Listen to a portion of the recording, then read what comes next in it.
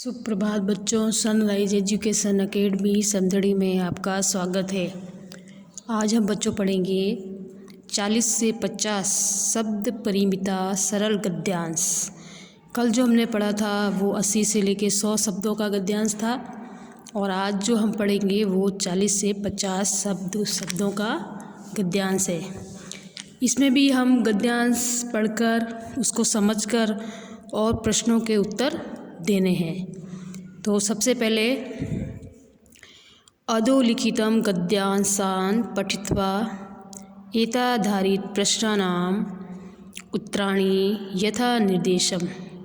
नीचे लिखा हुआ जो गद्यांश है उसे पढ़कर आपको प्रश्नों के उत्तर देने हैं। अस्माकं पुस्तकालय नगरस्य रमणीयस्थाने वर्तते। हमारा जो पुस्तकालय नगर के बाहर एक सुंदर स्थान पर है। अस्य भवनम विशालम सुंदरम चास्ति। इसका जो भवन है विशाल और सुंदर है। विशाल यानी बड़ा है। अस्मिन् पुस्तकालये 10 सहस्राणि पुस्तकानि सन्ति।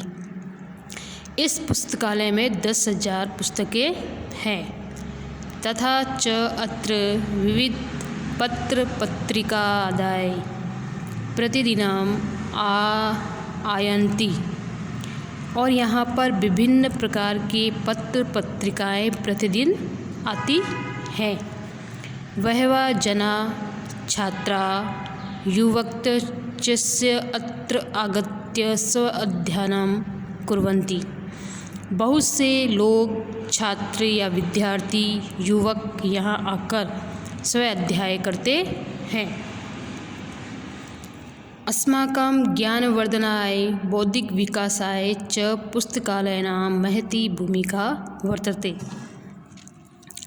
हमारे ज्ञान की वृद्धि के लिए और बौद्धिक विकास के लिए पुस्तकालय की भूमिका बहुत ही महत्वपूर्ण है। अब जो है इसमें से हम आंसर देंगे। तो इसमें जो हमने ये पढ़ा है इसका हिंदी अर्थ होगा कि हमारा जो पुस्तकालय है वो नगर से बाहर एक सुंदर स्थान पर है और ये जो भवन है ये बहुत ही विशाल और सुंदर है। इस पुस्तकालय में 10,000 पुस्तकें हैं और यहाँ पे विभिन्न पत्र पत्रिकाएँ प्रतिदिन आती हैं और बहुत से लोग छात्र विद्यार्थी और युवक आकर यहाँ पर स्व अध्ययन करते हैं, जिससे कि इनको ज्ञान और बौद्धिक विकास होता है। और पुस्तकालय का जो महत्व है वो हमारे जीवन में बहुत ही महत्वपूर्ण है। अब इसमें प्रश्नों में सबसे पहले एक पदेन उत्तर लिखेंगे। अस्माकं पुस्तकालयस्य भवनं कीदृशं वर्तते। हमारा जो पुस्तकालय का भवन है वह कैसा है। तो विशालम सुंदरम च, विशाल और सुंदर है। अस्माकं पुस्तकालय कति पुस्तकानि सन्ति। हमारे पुस्तकालय में कितनी पुस्तकें हैं। तो 10 सहस्राणि यानी 10,000। फिर पूर्ण वाक्य में दूसरा प्रश्न होगा, पूर्ण वाक्य में आंसर देना है। अस्माकं पुस्तकालय के आगत्य स्व अध्ययनं कुर्वन्ति। हमारा जो पुस्तकालय है कौन कौन आकर यहाँ पर स्व अध्ययन करते हैं। तो अस्माकं पुस्तकालय बहवः यानी बहुत, जना यानी लोग, छात्रा यानी विद्यार्थी, युवक्यश्च युवक, आगत्य स्व अध्ययनं कुर्वन्ति। कि हमारे पुस्तकालय जो है वहाँ पे बहुत से मनुष्य, विद्यार्थी, युवक आकर स्व अध्ययन करते हैं। फिर है दूसरा, अस्माकं ज्ञानवर्धनाय बौद्धिक विकासाय च केषां महती भूमिका वर्तते। यानी हमारे ज्ञान की वृद्धि के लिए और बौद्धिक विकास के लिए किसकी भूमिका महत्वपूर्ण है। तो अस्माकं ज्ञानवर्धनाय बौद्धिक विकासाय च पुस्तकालयानां महती भूमिका वर्तते। हमारे ज्ञान की वृद्धि के लिए और बौद्धिक विकास के लिए पुस्तकालय का बहुत ही महत्व है। फिर है भाषिक कार्यम। भाषिक कार्य में यानी व्याकरण से संबंधित जो प्रश्न है वो उसके आंसर हमको देने हैं। जैसे कि लिखा है अस्य भवनम विशालम सुंदरम चास्ति।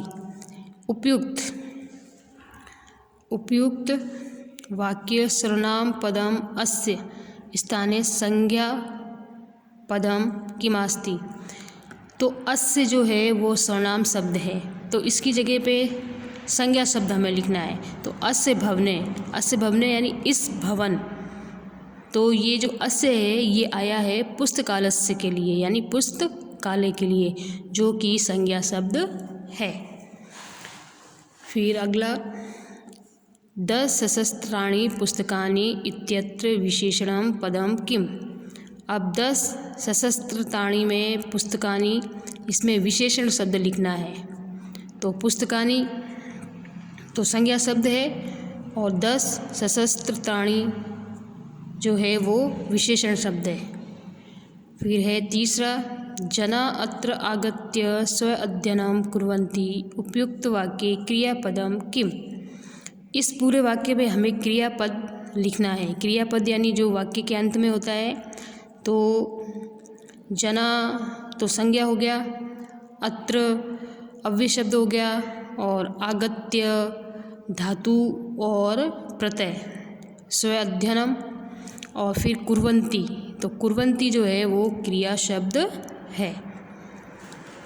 चौथा, अत्र विविध पत्र पत्रिकादाय प्रतिदिनम उपयुक्त वाक्य रिक्त स्थानम पूर्य क्रियापदम किम प्रयुक्तम। अब इसमें जो ये पूरा सेंटेंस है ये हमें जो है गद्यांश में से ढूंढकर इसके आगे जो क्रिया है वो क्रिया हमें लिखनी है। तो इसके आगे जो क्रिया है वो है आयन्ति। तो ये जो हमारा था पहला जो गद्यांश था वो कंप्लीट हो गया है। ये तो छोटा गद्यांश था, कल जो हमने पढ़ा था वो बड़ा गद्यांश था। इसके बाद में हम पढ़ेंगे दूसरा गद्यांश। दूसरा गद्यांश एक छोटी सी कहानी है। एकस्मिन् नदी तटे जम्बूवृक्षे एकः वानरः प्रतिवसति स्म। यानी एक नदी के किनारे जामुन का वृक्ष और उस पर एक बंदर प्रतिदिन, यानी कि वह वहाँ पे निवास करता था। अर्थात नदी के किनारे पर एक जामुन का वृक्ष था और उस पर कौन रहता था, एक वानर यानी बंदर रहता था। स नित्यम जम्मू फलानी खादती इसमें, वह नित्य यानी प्रतिदिन जामुन के फल खाता था। कौन खाता था जामुन के फल? बंदर खाता था। कश्चित मकरः तस्यां नद्यां वसत। और उसी नदी में जो है एक मगरमच्छ भी रहता था। वानरः प्रतिदिनं तस्मै जम्मू फला न्यच्छत्। जो बंदर था वो प्रतिदिन जो है कि प्रतिदिन उस मगरमच्छ को क्या, जो जामुन के फल है वो तोड़ तोड़ के नीचे डाल देता था नदी में, और वो भी उसे खाता था। ए मकर तस्य मित्रम अभवत। और इस प्रकार से मगरमच्छ और जो बंदर थे वे दोनों क्या हो गए थे, मित्र हो गए थे। एकदा तानी फलानी खादित्वा मकरस्य जाया अचिंत्यत अहो। एक बार जो वो मगरमच्छ था उसने ना जामुन के फल अपनी पत्नी को भी दिए। जाया यानी मगरमच्छ की जो पत्नी थी ना उसको भी दिए। तो वो उसकी पत्नी क्या सोचने लग गई, अरे यह प्रतिदिनम ईदृश्यानि मधुराणि फलानि खादति न्यूनम तस्य हृदयमपि अति मधुरम भविष्यति। तो उस मगरमच्छ की पत्नी ने क्या सोचा कि जो ये फल प्रतिदिन खाता है, ऐसे मधुर मीठे फलों को प्रतिदिन खाता है, तो न्यूनम यानी निश्चित रूप से उसका जो हृदय है वो कितना मीठा होगा, ऐसा उसने सोचा। तो अब हम पढ़ेंगे इसके प्रश्न उत्तर में सबसे पहले एक पदेन उत्तर।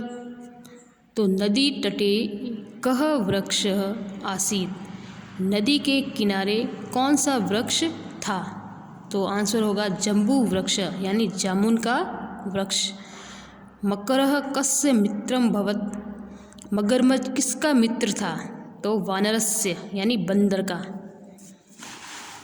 इसके बाद में पूर्ण वाक्य में पहला प्रश्न है वानरः नित्यं कानि खादति इसमें, बंदर जो था प्रतिदिन क्या खाता था, तो वानरः नित्यं जम्बू फलानि खादति इसमें, बंदर जो है प्रतिदिन जामुन के फल खाता था।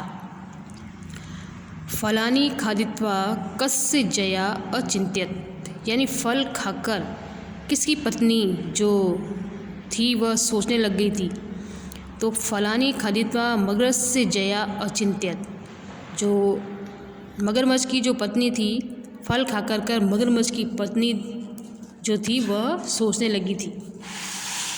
क्या सोचने लगी थी कि जो ये फल प्रतिदिन खाते हैं तो उसका हृदय कितना मीठा होगा। इसके बाद में हम भाषिक कार्य में नहीं वही व्याकरण से संबंधित जो प्रश्न उत्तर है वो है। पहला प्रश्न है इसमें वानरः तस्मै जम्बू फलानि यच्छत इत्यत्र सर्वनाम पदम किम, तो इसमें वानर संज्ञा शब्द है, तस्मै फिर जम्बू फलानि और अच्छत, तो इसमें पूरे सेंटेंस में से हमें जो है सर्वनाम शब्द लिखना है। तो वानर तो हम लिख नहीं सकते क्योंकि ये संज्ञा है, तस्मै जो है ये है सर्वनाम शब्द, जम्बू फलानि ये जामुन के फल ये भी नहीं सर्वनाम हो सकता है, और अयच्छत जो है वो क्रिया है, इसलिए सर्वनाम शब्द तस्मै। इसी तरीके से दूसरा मकरः तस्यां नद्यां वसत् इत्यत्र क्रियापदम किम, अब इस पूरे सेंटेंस में से हमें जो है क्रिया लिखना ही है। तो मकर संज्ञा है और तस्याम सर्वनाम शब्द है, नद्या भी संज्ञा है नदाम, तो क्रिया क्या हो जाएगी अवसत, ये म में अ जुड़ रहा है इसलिए अवसत। फिर है तीसरा एकः वानरः इत्यनयो पद्यो विशेषण पदम किम, अब इसमें हमें विशेषण शब्द लिखना है, एक और वानर इन दोनों में से विशेषण शब्द हमें लिखना है। तो वानर तो संज्ञा शब्द हो गया और एकः ये जो है विशेषण शब्द हो गया है। गिनतियाँ जितनी भी होती हैं वो सभी जो है विशेषण शब्दों के अंतर्गत आती हैं। फिर है चौथा प्रश्न तस्याम इति सर्वनाम पदस्य संज्ञा पदम किम, अब तस्याम जो है सर्वनाम शब्द है, इसमें संज्ञा शब्द लिखना है, संज्ञा शब्द का प्रयोग करना है। तो संज्ञा शब्द है इसमें नद्याम, यानी कि तस्याम जो है नदी के लिए आया है, तो तस्याम। इसके बाद में गृह कार्यम, ये आपका गृह कार्य है। गृह कार्य में सबसे पहले ये गद्यांश आपको पढ़कर समझना है, वो मैं आपको समझा देती हूँ। महात्मा गांधी अस्माकं राष्ट्रपिता अस्ति, महात्मा गांधी हमारे राष्ट्रपिता हैं। अस्य महान पुरुषस्य जन्म गुर्जर प्रदेशस्य पोरबंदर नामानि नगरे अक्टूबर मासस्य 2 तारिकायां 1869 तमे ख्रीष्टाब्दे अभवत्, यानी कि अस्य इस महापुरुष का जन्म, अस्य सर्वनाम शब्द है जो कि महात्मा गांधी के लिए आया है। तो इस महापुरुष का जन्म गुर्जर प्रदेश के पोरबंदर नामक नगर में अक्टूबर महीने की 2 तारीख को 1869 में हुआ था। तस्य उनके पिता का जो नाम था करमचंद गांधी, माता च पुतलीबाई आसीत्, उनके पिता करमचंद्र गांधी और माता थी पुतलीबाई। अस्य प्रारंभिक शिक्षा भारते उच्च शिक्षा च इंग्लैंड देशे अभवत्, इन्होंने अपनी प्रारंभिक शिक्षा भारत में और उच्च शिक्षा जो है इंग्लैंड से प्राप्त की थी। सः शोषितानां दलितानां च उद्धारम् अकरोत्। सह जो है वो महात्मा गांधी के लिए आया है। सह यानी वह, उन्होंने शोषितों और दलितों का उद्धार किया, यानी कि जो भी भारत में गरीब और शोषित व्यक्ति थे, लोग थे, उनका उद्धार उन्होंने किया, यानी उनको उनकी सहायता की। अयं सत्याग्रह नामानः आंदोलनस्य सफलं प्रयोगम् अकरोत्। और सत्याग्रह नाम का आंदोलन चलाकर उन्होंने सफलता प्राप्त की। तो ये हमने महात्मा गांधी के बारे में गद्यांश पढ़ा है। अब इसी गद्यांश में से आपको जो है आंसर लिखने पढ़ेंगे।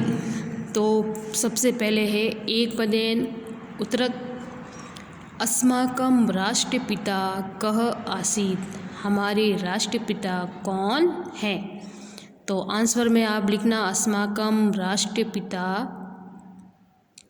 महात्मा गांधी अस्ति।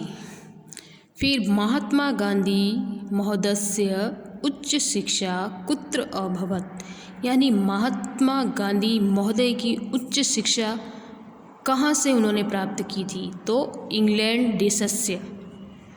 इसके बाद में दूसरा में है पूर्ण वाक्येन उत्तरत्। पूर्ण वाक्य में पहला प्रश्न है महात्मा गांधी महोदयस्य माता पितरौ कौ आस्ताम्। इसमें आपको महात्मा गांधी महोदय के जो माता पिता हैं कौन थे, उनके यहाँ पे आपको नाम लिखने हैं, जो कि इस गद्यांश में आए हुए हैं।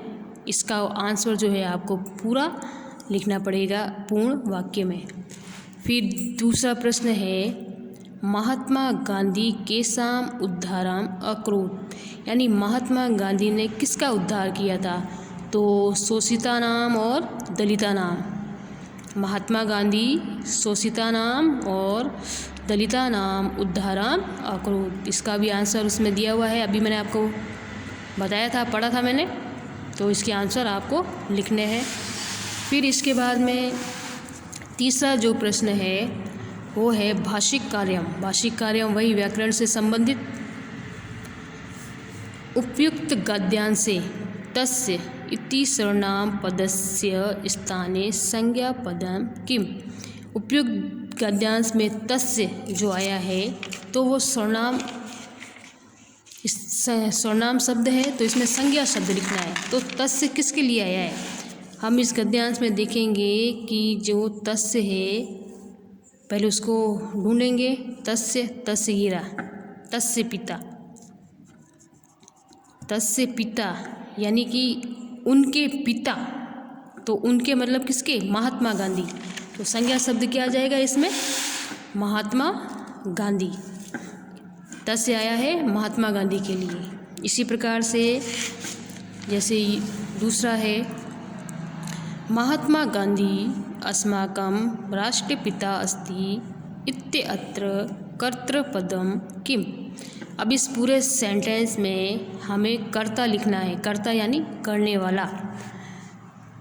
तो कर्ता हो जाएगा इसमें महात्मा गांधी, कर्ता होगा। अस्माकं तो संज्ञा शब्द है, राष्ट्रपिता जो है वह कर्म हो जाएगा और अस्ति जो है वो क्रिया है। तो कर्ता इसमें महात्मा गांधी होगा। इसके बाद में अस्य जन्म, अस्य यानी उनका जन्म 1869 तमे खिर्जा आवधे अभवत् इत्यत्र क्रियापदम किम। अब इस पूरे सेंटेंस में आपको क्रिया शब्द लिखना है। क्रिया शब्द यानी जो वाक्य के अंत में होता है। तो वाक्य के अंत में क्या दिया हुआ है? अभवत्। तो ये क्या है? क्रिया शब्द है। इसी प्रकार से चौथा सफलम प्रयोगम इत्योनयो पदो विशेषण पदम किम। अब इसमें आपको विशेषण शब्द लिखना है। सफल होगा या प्रयोगम होगा, इन दोनों में से जो भी हो विशेषण वो आपको लिखना है। तो जो संज्ञा सर्वनाम की विशेषता बताता है वो उसे हम विशेषण कहते हैं। तो अब आपको इसमें विशेषण शब्द सोचना है कि इसमें कौन सा होगा, सफल होगा या प्रयोगम होगा। तो इन दोनों में से जो भी हो वो आप लिखना। और इसके बाद में आपका जो ये 40 से 50 शब्दों का जो गद्यांश था वो पूरा हो चुका है। तो आपके एग्ज़ाम में एक तो बड़ा गद्यांश आएगा जो 10 नंबर का होगा, जो मैंने कल आपको समझाया था, और एक आएगा छोटा जो मैंने आपको आज समझाया है। ये तो केवल 2-3 ही गद्यांश थे। इसके अलावा भी आपकी जो संस्कृत की जो भी गाइड होती है उसमें बहुत सारे दिए हुए होते हैं, बुक में नहीं होते हैं, ये गाइड में ही होते हैं। तो उस गाइड में से आपको ये सारे जो हैं गद्यांश वो आपको डेली पढ़ने हैं, प्रैक्टिस करनी है, तब आपको जाके आपके कहीं पे 17 नंबर जो है वो पक्के होंगे। तो जो भी आपका काम है, गृह कार्य है, उसे आप पूरा कर लेना। इसमें जो आज का गृह कार्य है उसे आप पूर्ण कर लेना। तो आज जो हमारा ये चैप्टर है ये कंप्लीट हो गया है। तो आज के लिए इतना ही काफ़ी। अगले दिन हम और व्याकरण का चैप्टर लेंगे, वो पढ़ेंगे। थैंक यू बच्चों। ओके।